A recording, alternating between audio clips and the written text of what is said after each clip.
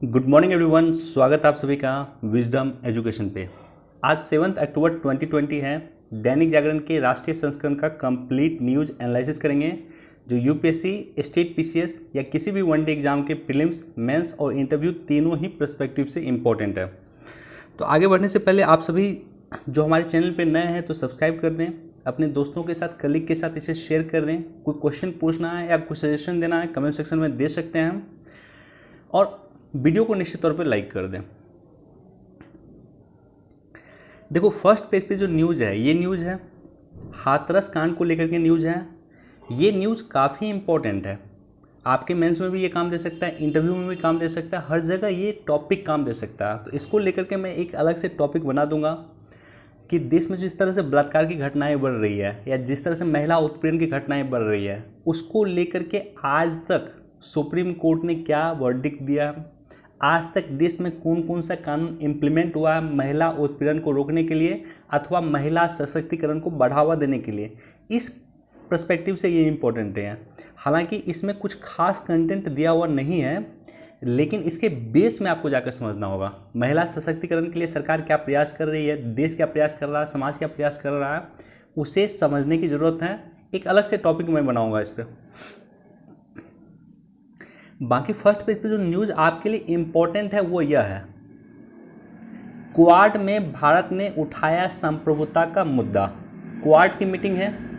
Quad में कितने देश हैं? तो 4 देश हैं। कौन कौन से देश हैं? एक इंडिया है, एक ऑस्ट्रेलिया है, एक अमेरिका है और एक है जापान। तो ये मीटिंग, क्वाड की जो मीटिंग हुई है, विदेश मंत्रियों की मीटिंग हुई है, ये जापान में आयोजित हुआ है और उसमें हमारे देश के विदेश मंत्री जयशंकर जी ने भी पार्टिसिपेट किया था। तो डिटेल से हम एनालिसिस करेंगे कि आखिर क्या क्या मुद्दा इस क्वाड के मीटिंग में उठा है। देखो, क्वाड मतलब होता है क्वाड्रिलेटरल सिक्योरिटी डायलॉग, अर्थात भारत, अमेरिका, जापान और ऑस्ट्रेलिया के बीच में अनौपचारिक रणनीतिक वार्ता मंच है क्वाड। ये अनौपचारिक के रूप में शुरुआत हुआ था, लेकिन इस बार जो मीटिंग हुई है इसको कहा गया है कि इसे औपचारिक बनाया जाए।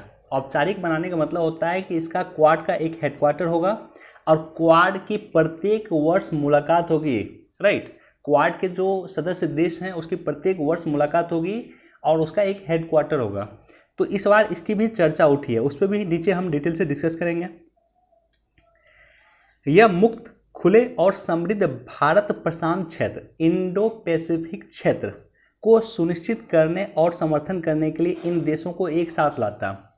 इसका सिंपल सा मीनिंग है, और कल जो मीटिंग हुई है उस मीटिंग में भी डिस्कस किया गया है कि चीन जिस तरह से दक्षिण चीन सागर में अपनी पावर बढ़ा रहा है, अपनी शक्ति बढ़ा रहा है, या दक्षिण चीन सागर में अन्य देशों की शक्ति का अतिक्रमण कर रहा है, अन्य देशों की संप्रभुता का अतिक्रमण कर रहा है, उसको रोकना भी क्वाड का एक मकसद है। इसका इनडायरेक्ट मीनिंग यही हुआ कि चीन के बढ़ते जो विस्तारवादी रवैया है उसको रोकना भी क्वाड का एक मूल मकसद है। इसका विचार सबसे पहले जापान ने रखा था और एक संकल्प के रूप में क्वाड 2007 में भारत, जापान, यूएस और ऑस्ट्रेलिया के द्वारा समुद्री आपात के समय में बड़े पैमाने पर राहत और पुनर्वास संबंधी कार्यों में सहयोग के लिए किया गया था। राइट, उसके बाद एक टॉपिक बीच में एडिटोरियल आ रहा था, तो बीच में एडिटोरियल में एक टॉपिक आया था कि क्या क्वाड को नाटो का दर्जा दिया जाए।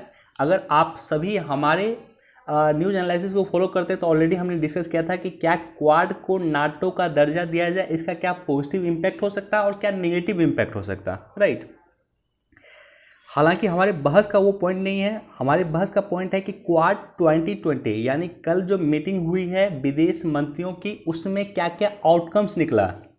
पहला आउटकम्स यही निकला है कि ये देश जो है, ये चारों जो देश हैं, ये मिल के सप्लाई चेन विकसित करें। क्या मतलब है इसका?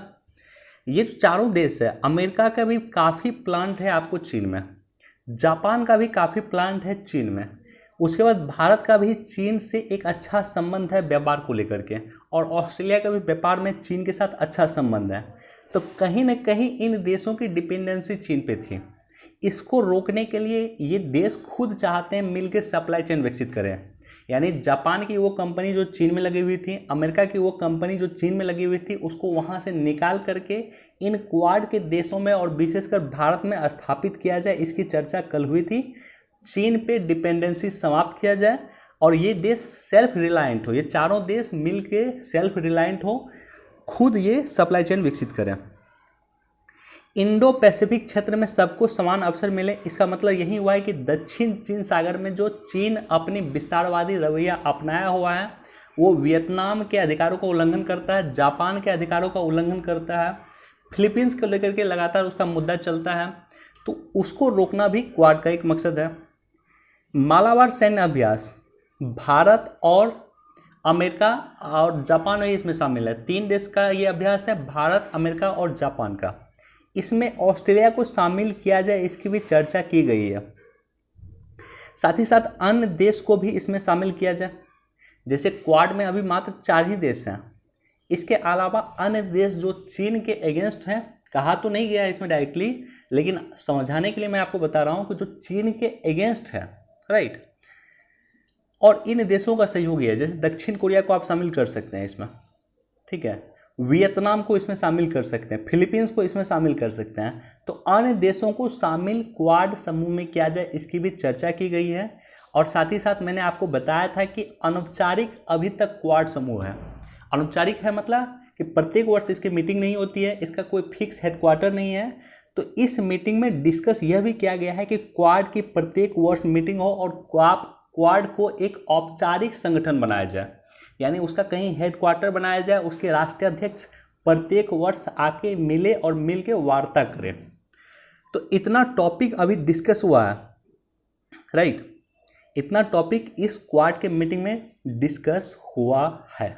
देखते हैं इसका आगे आउटकम्स क्या होता है, या इसका जो घोषणा पत्र अगर निकलता है तो घोषणा पत्र में क्या क्या कंटेंट होते हैं वो हम बाद में देखेंगे, लेकिन इतना इस मीटिंग में डिस्कस हुआ। बाकी देखो फर्स्ट पेज पे कोई खास न्यूज़ नहीं है, सेकंड पेज पे इसको एक बार पढ़ सकते हैं। अगले साल से विश्वविद्यालयों में प्रवेश के लिए होगा common test, national testing agency NTA के बारे में आपको जानकारी होना चाहिए। इस न्यूज़ से बस एनटीए नेशनल टेस्टिंग एजेंसी के बारे में आपको जानकारी होना चाहिए, ऑलरेडी हमने कई बार डिस्कस किया है। और साथ ही साथ यहाँ पे अगर आप गौर से देखोगे कि मूक बाधितों के लिए एनसीईआरटी तैयारी करेगी डिजिटल पाठ्य कार्यक्रम, अधिक इंपॉर्टेंट नहीं है, बस ये संगठन एनसीईआरटी इंपॉर्टेंट है। इसके बारे में जाकर के गूगल से सर्च कर लेना, एक बार पढ़ लेना।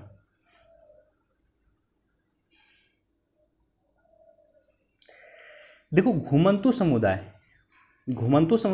को लेकर के ये न्यूज़ है।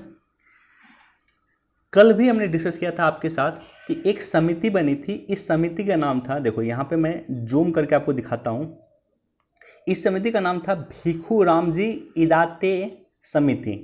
भिखू रामजी इदाते समिति ने एक आयोग बना था इस समिति के नेतृत्व में, और इस समिति ने जो बनी थी 2015 में बनी थी। इसका मूल काम था कि घुमंतु जातियों के कल्याण के लिए सरकार किस तरह से काम कर सकती, उसके लिए इदाते समिति बनी थी। और ये समिति 2018 में अपना रिपोर्ट केंद्र सरकार को सौंप चुकी है। परसों क्या हुआ, परसों कि आरएसएस के जो प्रमुख हैं मोहन भागवत जी, उन्होंने एक मीटिंग में कहा कि घुमंतु जातियों के लिए जो कमेटी बनी थी इदाते कमेटी, उस पर सरकार को अमल करने की ज़रूरत है, उसको इम्प्लीमेंट करने की ज़रूरत है। इसलिए ये न्यूज़ अब चर्चा में आ गया, इसलिए इस कमेटी का नाम याद रख लेना। और इसका कुछ रिकमेंडेशन है, देखो यहाँ पे कुछ रिकमेंडेशन है, इसको आप एक बार पढ़ लेना। घुमंतु जातियों के लिए क्या रिकमेंडेशन है? पहला रिकमेंडेशन है कि प्रत्येक राज्य में SC/ST के लिए अलग से विभाग बने, विमुक्त एवं घुमंतु जनजातियों के लिए निदेशालय गठन हो, यानी घुमंतु जातियों के लिए एक अलग से निदेशालय प्रत्येक राज्य में गठन हो। ऐसे समूह जो किसी आरक्षित श्रेणी में है, ऐसे समूह घुमंतु जातियों के ऐसे समूह जो किसी आरक्षित श्रेणी में नहीं आते हैं, उससे प्रथम दृष्टया OBC में शामिल किया जाए। यानी वैसे घुमंतु जाति जो किसी भी कैटेगरी में नहीं आते हैं, उसे सबसे पहले OBC में आप शामिल करें। और ऐसे समुदाय जो विभिन्न राज्यों में अलग अलग श्रेणियों में आते हैं, उन्हें एक श्रेणी में लाकर इसकी विसंगति को दूर किया जाए। तो इस तरह से काफ़ी रिकमेंडेशन इन्होंने दिया हुआ है, यहाँ पे सारा रिकमेंडेशन है।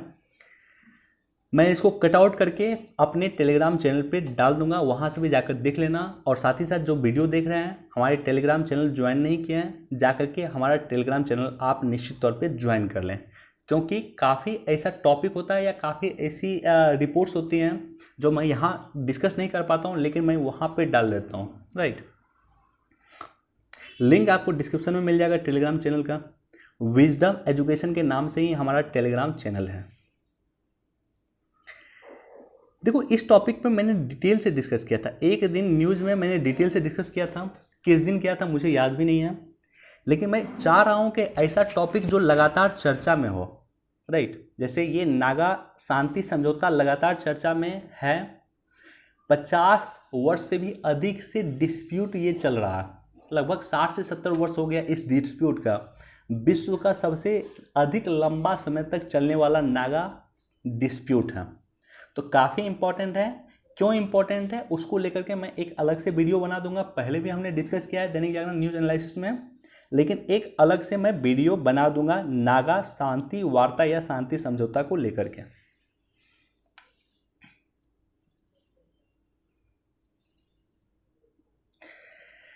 देखो, हरियाणा के दूसरे राज्यों के लिए खोले अपने मंडियों के द्वार।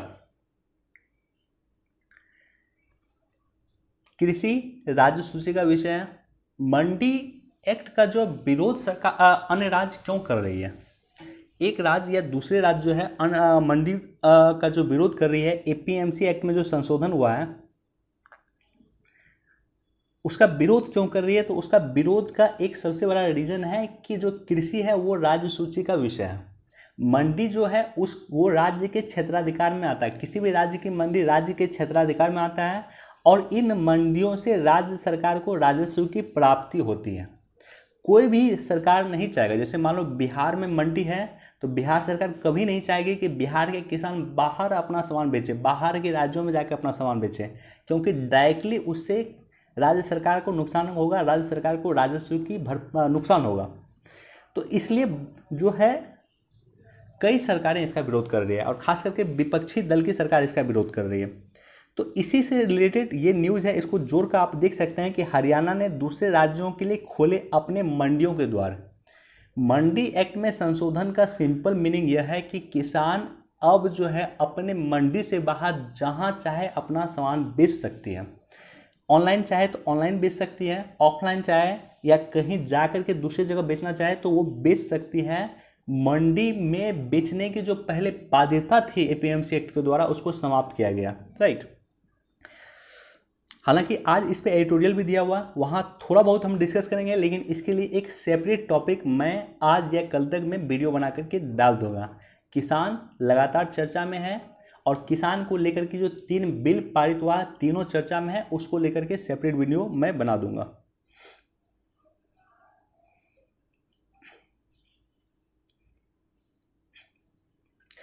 देखो, सुंदरबन द्वीप का एक चर्चा है, तो थोड़ा सा आपको जानकारी होना चाहिए, एक बार आप इसको पढ़ सकते हैं। वेस्ट बंगाल में गंगा डेल्टा का जो क्षेत्र है वो सुंदरवन का क्षेत्र है, राइट। तो थोड़ा सा आपको जानकारी होना चाहिए सुंदरवन द्वीप के बारे में, कहाँ है, तो वेस्ट बंगाल में गंगा डेल्टा का जो क्षेत्र है वो सुंदरवन का क्षेत्र है।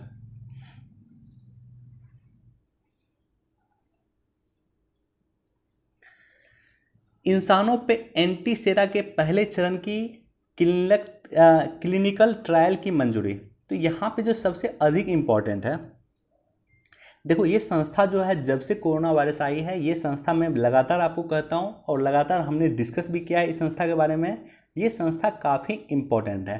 भारतीय दवा महानियंत्रक ये काफ़ी इम्पोर्टेंट इंस्टीट्यूशन है, क्योंकि यही सारे के सारे दवा जो देश में बन रही है कोरोना वैक्सीन, उसको मंजूरी प्रदान करने का काम यही कर रही है।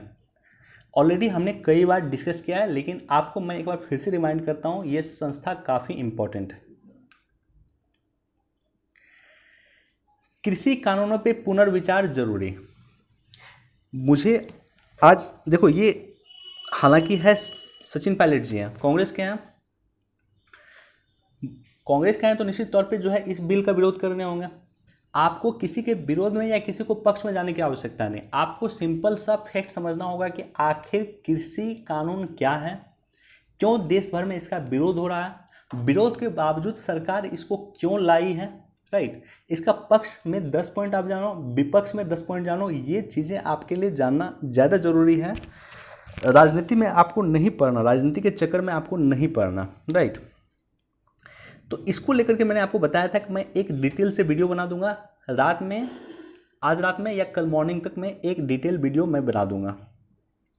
थोड़ा सा मैं डिस्कस कर देता हूँ अभी आपके लिए।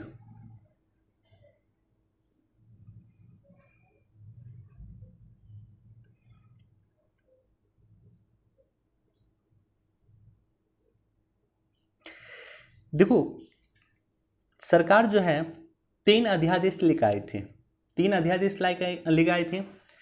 भारत के संविधान के आर्टिकल 123 के तहत सरकार अध्यादेश लाती है। उसके बाद जब संसद सत्र चलना शुरू हुआ तो संसद सत्र में तीनों अध्यादेश को एज ए बिल पेश किया गया और संसद सत्र में इसे पारित करवा लिया गया। इस पर राष्ट्रपति हस्ताक्षर कर चुके हैं और यह अब कानून बन चुका है।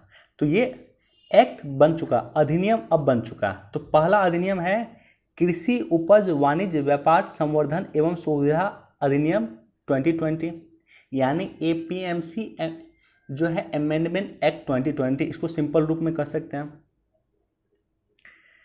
दूसरा है मूल्य आश्वासन पे किसान समझौता अधिकार प्रदान करना और सुरक्षा अधिनियम 2020, इसको सिंपल मीनिंग में आपको कॉन्ट्रैक्ट फार्मिंग 2020। और तीसरा है एसेंशियल कमोडिटी एक्ट आवश्यक वस्तु अधिनियम 1955 में संशोधन, यानी आवश्यक वस्तु संशोधन अधिनियम 2020। बेसिक जानकारी मैं दे देता हूँ, डिटेल से बाद में मैं डिस्कस कर दूंगा। APMC एक्ट में संशोधन करके सरकार ने बस इतना किया कि पहले क्या होता था कि किसान जो है कि जो निकट मंडी होती थी, किसान वहीं जाकर के अपना सामान बेच पाता था, अपने गेहूं चावल अपने उत्पाद वहीं जाकर बेचता था। ये किसानों की बाध्यता थी। इस बाध्यता को APMC एक्ट में समाप्त कर दिया गया। किसान ऑनलाइन कहीं भी अपनी उत्पाद बेच सकते हैं। और इसी चरण में हमने देखा कि बिहार के मुजफ्फरपुर का लीची जो है जर्मनी तक गया, ब्रिटेन तक गया, राइट। तो मंडी में सामान बेचने की बाध्यता किसान की समाप्त कर दी गई है, पहला। दूसरा है कि कॉन्ट्रैक्ट फार्मिंग में जो है किया गया है कि किस तरह से कॉन्ट्रैक्ट कर सके इंडस्ट्रीज किसानों को। जैसे मान लो चिप्स बनाने की अगर कोई कंपनी है, चिप्स बनाने की कोई कंपनी है, तो चिप्स बनता है किससे है, तो आलू से बनता है। तो ये जो कंपनी है ये डायरेक्टली किसानों से कंसल्ट करेगी, फार्मर से कंसल्ट करेगी कि आप हमारे लिए आलू उत्पाद कीजिए, हम आपको बीज देते हैं, हम आपको तकनीक देते हैं, और जो आलू आप उत्पाद कीजिएगा सारा का सारा हम परचेज कर लेंगे, राइट। तो ये दूसरा है। और तीसरा है एसेंशियल कमोडिटी एक्ट आवश्यक वस्तु अधिनियम 2020। इसमें क्या किया गया है कि पहले था कि एक लिमिट सीमा तक प्याज का स्टॉक किया जा सकता था, चावल का स्टॉक किया जा सकता था, गेहूं का स्टॉक किया जा सकता था, या अन्य उत्पाद का स्टॉक एक लिमिट सीमा तक किसी व्यक्ति के द्वारा, किसी संस्था के द्वारा किया जा सकता था। अब उस सीमा को समाप्त कर दिया गया, राइट। तो बेसिकली ये 3 काम किया गया है। अब इसका पॉजिटिव क्या एस्पेक्ट है, नेगेटिव क्या एस्पेक्ट है, इसका विरोध क्यों हो रहा है, सरकार इसको क्यों की है, सब हम डिटेल से एक वीडियो में डिस्कस करेंगे।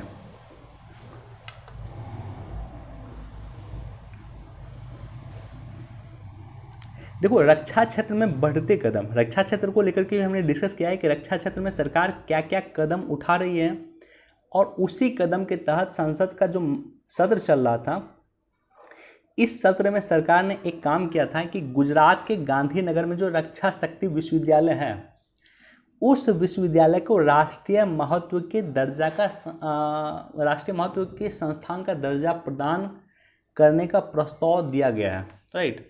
कि यानी कि जो रक्षा शक्ति विश्वविद्यालय गांधीनगर गुजरात में है, इसे राष्ट्रीय महत्व का संस्था घोषित किया जाए। बस इतना इन्फॉर्मेशन है जो आपको याद रखना चाहिए। देखो, ये टॉपिक भी काफ़ी इंपॉर्टेंट टॉपिक है। कल भी हमने डिस्कस किया था कि पिछले जो लगभग कुछ दिन से मैं एनालिसिस नहीं कर पाया हूँ, तो कुछ टॉपिक जो काफ़ी इंपॉर्टेंट टॉपिक मुझे डिस्कस करना था उसमें एक टॉपिक तो किसान को लेकर के था और दूसरा टॉपिक है श्रम कानून में ढील पे व्यापक असर को लेकर के, यानी लेबर रिफॉर्म्स को लेकर के सरकार ने जो काम किया है इसको लेकर के भी मैं स्पेशल वीडियो बनाऊंगा। आज कल या परसों तक में मैं बना दूंगा, 2 से 3 दिन में मैं उसको बना दूंगा। इसका बेसिक मैं आपको बता देता हूँ। बेसिक उद्देश्य क्या था कि जो देश में 44 कानून था, 44 कानून थे देश में लेबर को लेकर के, उस 44 कानून को समाप्त करके बस 4 कानून बनाया गया। होता क्या था कि 44 कानून में एक कानून ही दूसरे कानून के खिलाफ चला जाता था, कई बार एक कानून दूसरे कानून के खिलाफ चला जाता था। तो ऐसे कंडीशन में देश में लगातार मांग उठ रही थी कि लेबर रिफॉर्म्स किया जाए और सरकार ने फाइनली लेबर रिफॉर्म्स कर दी है। 44 कानून को मर्ज करके महज 4 कानून बच चुका है। और एक सेकेंड,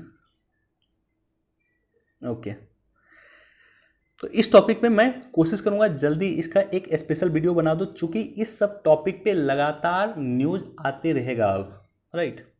बाकी इसको पढ़ लेना आप, अच्छा न्यूज़ है, इसको जरूर पढ़ लेना।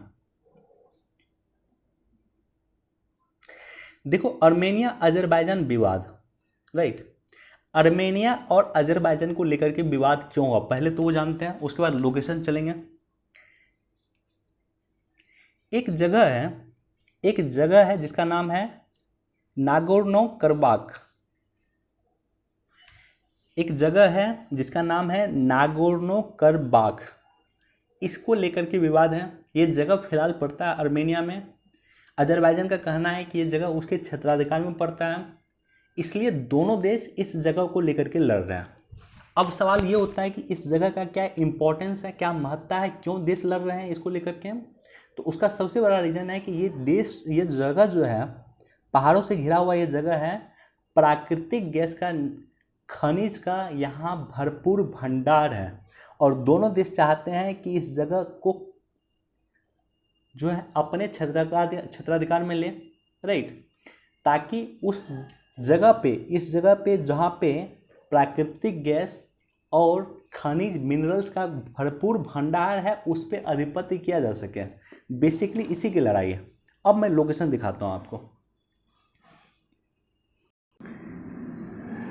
देखो, ये अजरबैजान है, यहाँ पे जो दिख रहा है आपको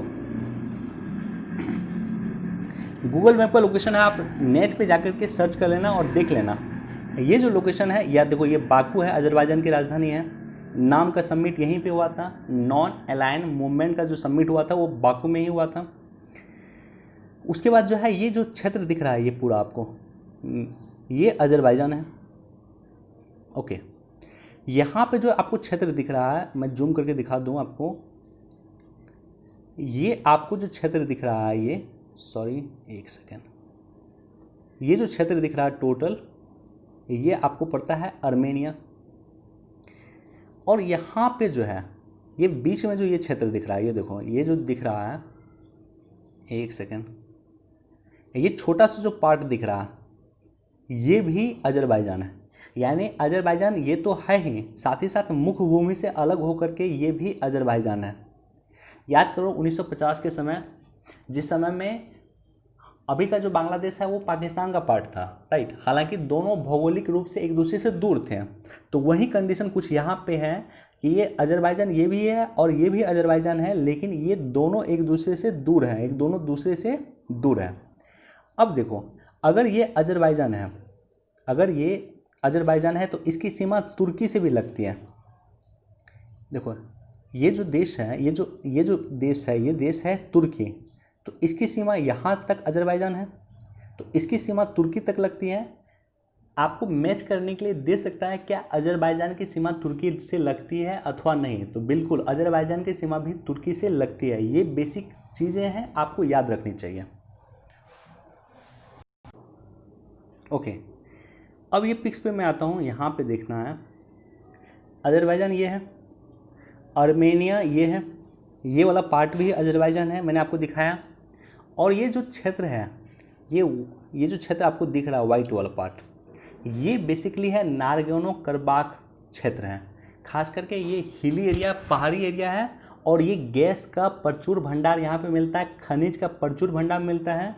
वर्तमान में अर्मेनिया के क्षेत्राधिकार में ये क्षेत्र है, लेकिन अजरबैजान का कहना है कि ये अर्मेनिया का नहीं, अजरबैजान का क्षेत्र है। वर्तमान में इस पर कब्जा किसका है? अर्मेनिया का। अजरबैजान का कहना है कि नहीं, ये उसके क्षेत्राधिकार में आता है और इसी को लेकर के लगातार डिस्प्यूट चल रहा है। तो बेसिक चीज़ें हैं, आपको याद होनी चाहिए। और लोकेशन जाकर के निश्चित तौर पे गूगल मैप से देख लेना, अजरबैजान टच करता है कैस्पियन सी को, राइट।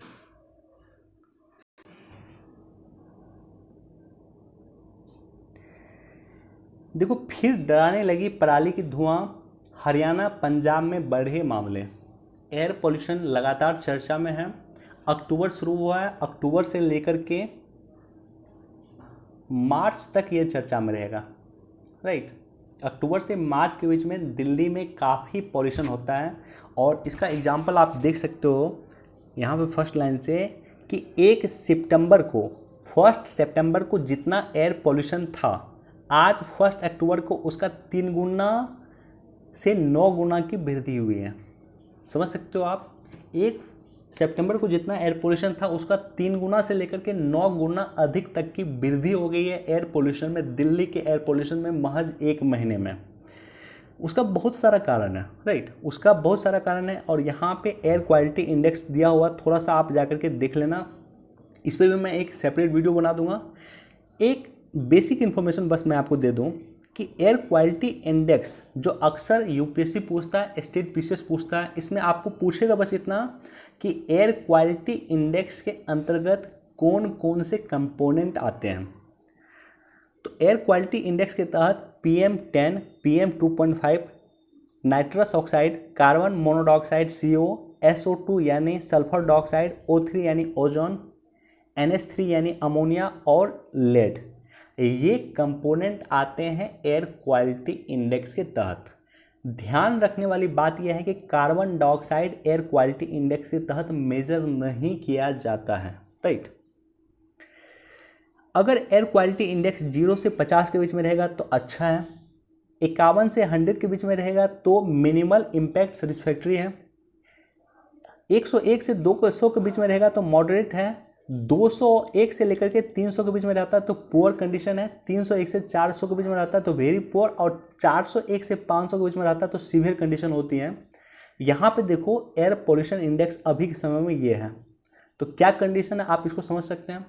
और साथ ही साथ जब दीपावली का समय होता है, दिल्ली का एयर पोल्यूशन इंडेक्स 200 से अधिक चला जाता है। एयर क्वालिटी इंडेक्स की जो क्राइटेरिया है वो एयर क्वालिटी इंडेक्स 200 से अधिक चला जाता है। आप समझ सकते हो कितना एयर पोल्यूशन दिल्ली में क्रिएट हो जाता है उस समय में। और नॉर्मली दिसंबर के समय में दिल्ली का एयर पोल्यूशन मिनिमम 500-600 के आसपास रहता है। तो सीवियर कंडीशन में दिल्ली रहती है नवंबर दिसंबर के समय में खास करके, राइट।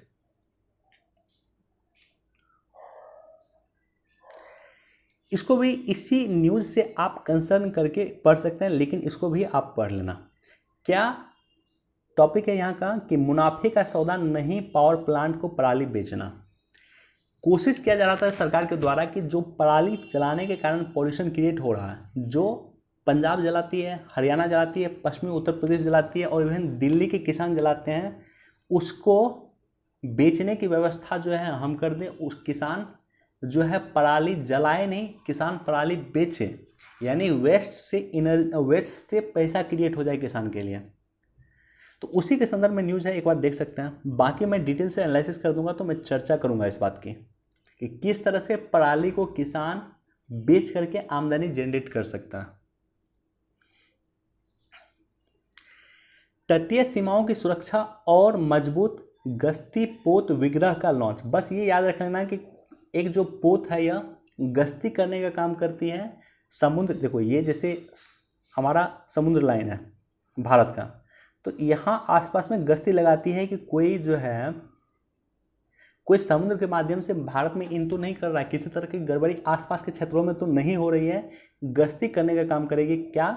विग्रह। ये जो पोत है इसका नाम है विग्रह।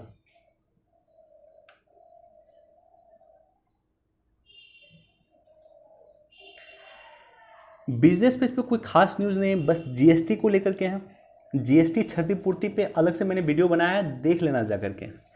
चूँकि जीएसटी मैंने बनाया था जिस दिन वीडियो, आज से 1 महीना पहले मैंने वीडियो बनाया था और मैंने कहा था कि जीएसटी क्षतिपूर्ति, जीएसटी कंपनसेशन लगातार चर्चा में रहेगा। डेली जब मैं पेपर देख रहा हूँ तो डेली इस टॉपिक को लेकर के न्यूज़ चर्चा में रहती है, तो जा करके देख लेना, आपको बेसिक चीज़ें समझ में आएगी। साथ ही साथ ये जो न्यूज़ दिया हुआ, सेवा क्षेत्र में अस्थिरता मगर रोजगार की स्थिति ठीक नहीं, पीएमआई इंडेक्स की चर्चा। पीएमआई मतलब क्या होता है? Purchasing manager index. PMI index की चर्चा, यहाँ पे देखो पीएमआई इंडेक्स की चर्चा दिया हुआ, जो सेवा क्षेत्र में 49.8% पे आ गया, अगस्त में 41.8% था। तो ये जो इंडेक्स है ये मैन्युफैक्चरिंग और सेवा सेक्टर दोनों की व्यावसायिक गतिविधियों का संकेत है। एक सर्वेक्षण आधारित प्रणाली है। इसका जो पॉइंट होता है सूचकांक का, ये 0 से 100 के बीच में होता है। अगर 50 से आंकड़ा ऊपर होता है तब देश के विकास की कंडीशन होती है, सेवा क्षेत्र में या विनिर्माण में विकास की कंडीशन होगी, और 50 से नीचे जब होगा तो यानी गड़बड़ की कंडीशन है, यानी संकुचन की कंडीशन है, राइट। तो बेसिक याद रखना, पीएमआई इंडेक्स अगर 50 से अधिक हुआ तब तो सही है, और 50 से कम हुआ तब सही नहीं है, गिरावट के संकेत है।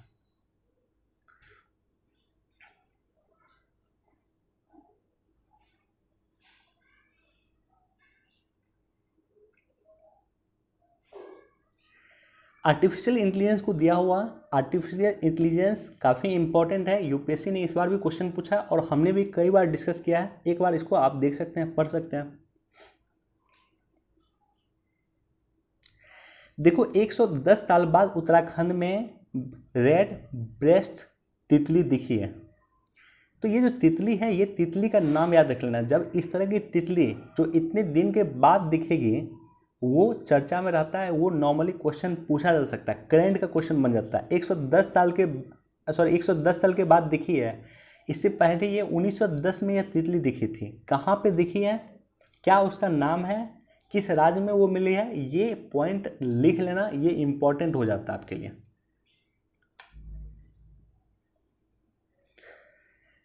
ब्लैक होल का राज करने वाले 3 वैज्ञानिकों को नोबेल, तीनों का नाम याद रख लेना आप।